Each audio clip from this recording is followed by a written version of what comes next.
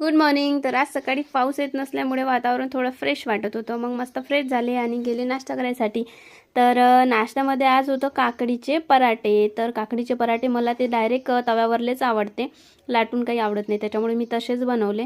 तर ते केल्यानंतर इथंपर्यंत प्रोसेस तर छान होते, पण सर्वात महत्त्वाचा प्रश्न असतो ते पलटवायचा, ते मला कधीच जमत नाही.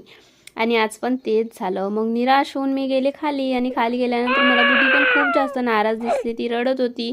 मग माहीत झालं की ती अंघोळीसाठी रडत होती. तर बघा, अंघोळ केल्यानंतर आता किती छान हसत आहे. काय मुली आहे आजकालच्या, माहीत नाही. आम्ही पहा, इतकं मोठं झालं तरी अंघोळ करायचा त्रास येते, आणि हे बघा क्यूट, किती छान आहे. तिला अंघोळ करायला किती आवडते. मग घरी गेल्यानंतर आई जात होती थोडी बाहेर, तर बाहेर जात होती, तर तिची तयारी झाली आणि ती गेली. मग मी थोडा वेळ इशूचा अभ्यास घेतला. अभ्यास घेतल्यानंतर मग काय काही कामत नव्हतं. मग छोटीनं काढला Let's go. नारळ. तर तिला ते नारळचे पोत्र काढायचे होते, ते